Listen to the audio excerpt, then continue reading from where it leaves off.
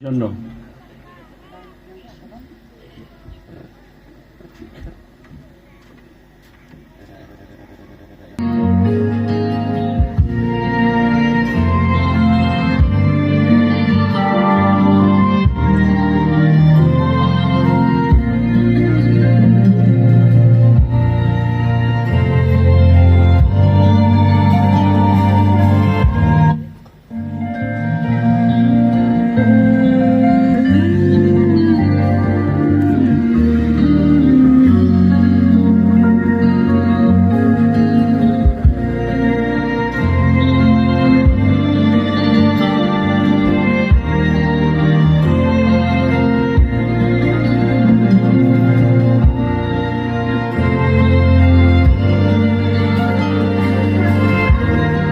সময় আমাদের মাননীয় বিশেষ অতিথিকে ফুলের বুকে দিয়ে অভ্যর্থনা জানাচ্ছে এবং বেড পরানো হচ্ছে আমাদের মণ্ডলীর সন্তান মিতা চাম্বগঙ্গা এবং শ্রাবণী কিশোর।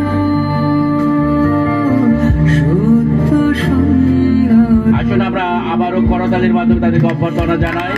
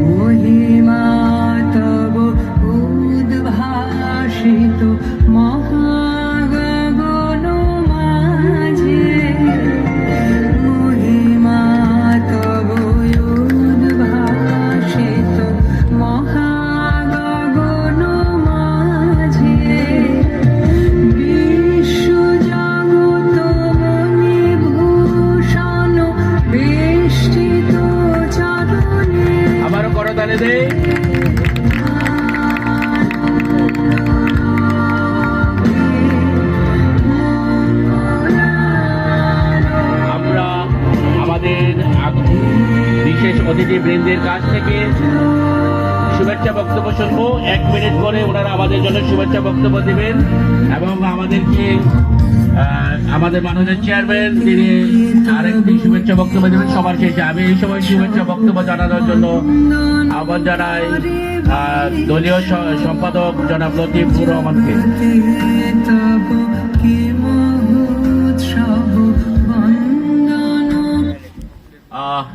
মাননীয় চেয়ারম্যানের অনুমতিক্রমে সবার পক্ষে আমাদের জনাব মাননীয় চেয়ারম্যান জনাব ওবায়দুল হক উনি বক্তব্য রাখবেন। আমরা এই সময় আমাদের মাননীয় চেয়ারম্যান মহোদয়ের কাছ থেকে ওনার মাধ্যমে আমরা শুভেচ্ছা বক্তব্য শুনবো এবং আমাদের জন্য আশ্বাসবাণী শুনবো।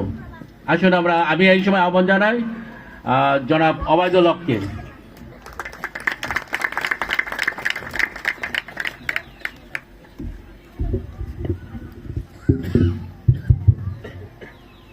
ধন্যবাদ। 121তম চেংড়ি বিভাগীয় সম্মেলনে উপস্থিত রয়েছেন এই সম্মেলনের সম্মানিত সভাপতি এবং বিভিন্ন মণ্ডলী থেকে আগত মণ্ডলীর প্রধানবৃন্দ, আমার সাথে রয়েছেন খারণী ইউনিয়নের বিপ্লবী সভাপতি সম্পাদক এবং অন্যান্য নেতৃবৃন্দ, এবং আমার সম্মুখে উপস্থিত রয়েছেন এই মণ্ডলীর ভক্তবৃন্দ সহ আদিবাসী নেতৃবৃন্দ এবং আমার ভাই বোন যারা আছেন সবাইকে আমার ব্যক্তিগত পক্ষ থেকে অভিনন্দন এবং ধন্যবাদ। পাশাপাশি আমাদের কলমাকান্দা দুর্গাপুরের নয়নের মণি জননেতা ব্যারিস্টার কায়সার কামাল ভাইয়ের পক্ষ থেকে অভিনন্দন এবং শুভেচ্ছা জানাই। আমি বক্তব্যের শুরুতেই উনি কিছুক্ষণ দুপুরের দিকে আমাদের খারণী পরিষদে ছিলেন, তো আমার সাথে কথা হয়েছে। উনি একটু ক্লান্ত হয়ে গেছেন সারাদিন পরিশ্রম করার পরে। উনি বলছে যে আমার সালাম তাদের কাছে পৌঁছে দিও এবং আমি তাদের সাথে আছি এবং তাদের সাথে থাকব, নিঃসন্দেহে আমি তাদের সাথে আছি এই কথা বলেছেন। সেজন্য ওনার পক্ষ থেকে আমি সকলকে অভিনন্দন এবং সালাম জানাই। পাশাপাশি আজকের এই যে সম্মেলন সফল এবং সার্থক হোক সেটা উনি আশা করেন। প্রিয় মণ্ডলীবাসী এবং আদিবাসী যাদেরকে বলা হয়, আমরা একই আলো বাতাসে একই দেশের নিচে আমরা বসবাস করি। শুধু ধর্মের তাগিদে আমরা বিভাজন হই। আমরা আসলে মূলত বাঙালি, সকলেই একই সূর্যের আলোতে একই পৃথিবীর নিচে একই এলাকায় বসবাস করি। সেই জন্য আমরা কোনো ধর্ম ছাড়া বাকি সময় বিভাজিত হই না। প্রত্যেকটা আনন্দ উৎসব, পূজা পার্বণ, প্রত্যেক জায়গাতেই আমাদের মধ্যে একটা পারস্পরিক সম্পর্ক রয়েছে। সেই জন্য আজকে যারা এখানে উপস্থিত হয়েছেন, আমি সবাইকে বলবো যে আদিবাসী বলতে আদিবাসী হিসাবে আপনারা কোনো বিভাজিত জাতি নয়। আপনারা সকলেই বাংলাদেশি, সকল সুযোগ সুবিধা আপনারা পাবেন এবং আমরাও পাবো, সেই প্রত্যাশা রাখি। আমাদের নেতা ব্যারিস্টার কায়সার কামাল মহোদয় বলেছেন, যদি জাতীয়তাবাদী দল বিএনপি ক্ষমতায় যাইতে পারে, আদিবাসীদের অধিকার নিশ্চিত সুরক্ষিত থাকবে এবং আদিবাসীদের নিরাপত্তা উনি বদ্ধপরিকর।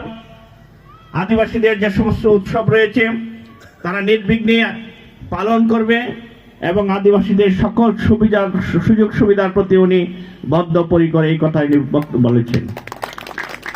আমরা অনেকেই মনে করে আদিবাসী যারা, হিন্দু যারা, তারা আসলে আওয়ামী লীগ করে নৌকার কামদানি, কিন্তু আমি তার বাস্তব প্রমাণ, আমি দুইবার চেয়ারম্যান ইলেকশন করেছি, আমি দেখেছি আদিবাসীরা আমাকে ভোট দিয়েছে।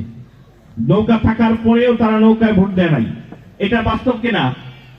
এটা বাস্তব, কারণ আমি দুইবার ইলেকশন করেছি, আদিবাসীরা আমাকে ভোট দিয়েছে। সুতরাং আপনাদের কাছে আমার বিনীত অনুরোধ থাকবে, আমাদের জননেতা ব্যারিস্টার কায়সার কামাল মহোদয় অত্যন্ত সজ্জন এবং একজন ভালো নেতৃত্বের অধিকারী এবং উনি একজন মানবিক নেতা। কলমাকান্দা দুর্গাপুরের মধ্যে ওনার চেয়ে ভালো কোনো যোগ্য নেতা এই 54 বছরের ইতিহাসে পাওয়া যায় নাই। সুতরাং ওনার মানবিকতা, ওনার দক্ষতা, ওনার নীতি নৈতিকতা, ওনার শিক্ষাগত যোগ্যতা, ওনার অদূরদর্শী নেতৃত্ব আমাদের এই কলমাকান্দা দুর্গাপুরের ভাগ্যের পরিবর্তন ঘটাবে ইনশাআল্লাহ। আমরা যারা আজকে আদিবাসী যারা আছেন, আমি আপনাদের কাছে বিনীত অনুরোধ করব, একটিবার ধানের শীষে জননেতা ব্যারিস্টার কায়সার কামালকে ভোট দিয়ে দেখেন। এই কলমাকান্দা দুর্গাপুরের ভাগ্যের পরিবর্তন যদি না ঘটে, আমরা দ্বিতীয়বার আসবো না আপনাদের কাছে ভোট চাইতে। আমি জানি সকল আদিবাসী, সকল হিন্দু ভাইয়েরা ইতিমধ্যে আমাদের সাথে কথা হয়েছে এবং তারা ধানের শীষের নির্বাচনে তারা সরাসরি যোগদান করেছে। সেই জন্য আমি আপনাদের কাছে অনুরোধ করব, আমরা সকলেই মিলেমিশে 12ই ফেব্রুয়ারি ধানের শীষে বিজয়ের উৎসবে আমরা যেন আপনাদের সাথে পাই এবং আপনাদেরকে নিয়ে আমরা যেন সেই বিজয়ের র্যালি করতে পারি, সেই প্রত্যাশা আমার রয়েছে। আজকে যারা নেতৃবৃন্দ রয়েছেন, আমি আপনাদেরকে অনুরোধ করব, আমরা কথা দিতেছি আদিবাসীদের সকল সুযোগ সুবিধা, আদিবাসীদের সংরক্ষিত অধিকার, আদিবাসীদের নিরাপত্তা এবং সকল বিষয়ে আমরা বাস্তবায়ন করার জন্য বদ্ধপরিকর থাকব। আমি পরিশেষে আমার যে সাফার, সে আর আমি এই বিদ্যালয়ে আজকে যে মাঠে দাঁড়িয়েছে সেই বিদ্যালয়ে কিন্তু আমি লেখাপড়া করেছি। 5ম শ্রেণীতে, সে 1982 সাল বা 81 সাল আমি এখানে লেখাপড়া করেছি। সাফার আমার সাথে ছিল, তো সেই হিসাবে সে আমার বাল্যকালের বন্ধু, একদম 5ম শ্রেণী থেকে। এবং এই বিশ্বনাথপুরের প্রতিটা মানুষের সাথে আমাদের সম্পর্ক রয়েছে। সেই জন্য আমি বিশেষভাবে অনুরোধ করব, আসছে 12ই ফেব্রুয়ারি আমরা সকলে সদল বলে ব্যারিস্টার কায়সার কামালকে ভোট দিয়ে আমরা সেই ধানের শীষের বিজয়কে সুনিশ্চিত করব এবং আমাদের অধিকার, আমাদের উন্নয়ন, আমাদের সকল বিষয়কে উনি ত্বরান্বিত করবেন। আমার মা বোনেরা এখানে রয়েছেন, যারা আজকে বলছে যে নারীদের নেতৃত্ব, নারীদের অধিকার সুরক্ষিত করবে। বিএনপির অপোজিশনে যারা রয়েছে তারা বলছে নারীদের অধিকার সংরক্ষণ করবে। আমার প্রশ্ন, 300 আসনের মধ্যে একটা মহিলাও নমিনেশন দেয় নাই। বিএনপির বিপক্ষে যারা আছে, একজন মহিলাকেও তারা নমিনেশন দেয় নাই। সেই ক্ষেত্রে কি করে নারীদের অধিকার তারা সংরক্ষণ করবে, সেই প্রশ্ন আমার রয়েছে। আজকে যারা নারী নেতৃত্বের কথা বলে ভোট আদায়ের জন্য নানা রকম তালবাহানা করতেছে, আমরা তাদের কাছে প্রশ্ন করতে চাই, নারী অধিকারের জন্য কি কি কাজ করেছেন? এবং ভবিষ্যতে কি কি কাজ করবেন। আজকে সংসদ নির্বাচন, সেখানে একজন নারীকেও নমিনেশন দিতে পারেন নাই, তাহলে কোথায় আপনি নারীর অধিকার সংরক্ষণ করবেন? সেই প্রশ্ন রেখে আজকে আমার সম্মুখে যে মা বোনেরা রয়েছেন, আমি আপনাদের কাছে সেই প্রশ্নটা রাখছি যে নারীর অধিকার যদি তারা বাস্তবায়ন করে, তাহলে আজকে 300 আসনের মধ্যে একটি আসনেও নারীদের নেতৃত্ব দেওয়ার জন্য কোনো তারা দিতে পারে নাই। সেই জন্য আমি বলবো, এই বাউথাবাজি দোকাবাজির থেকে সরে গিয়ে দানের শীষে ভোট দেন, নারীর নেতৃত্ব, নারী অধিকার নিশ্চিত করেন এবং কলমাকান্দা দুর্গাপুরের ভাগ্যের পরিবর্তন হোক, সেই প্রত্যাশা রেখে আগামী 12ই ফেব্রুয়ারি বিজয়ের র্যালিতে আমরা সকলে একত্রিত হয়ে যাব। সেই প্রত্যাশা নিয়ে আজকের এই অনুষ্ঠান সফল হোক, সার্থক হোক। যারা আয়োজন করেছে তাদেরকে ধন্যবাদ জানিয়ে আমি আমার কথা শেষ করছি। ধন্যবাদ সবাইকে।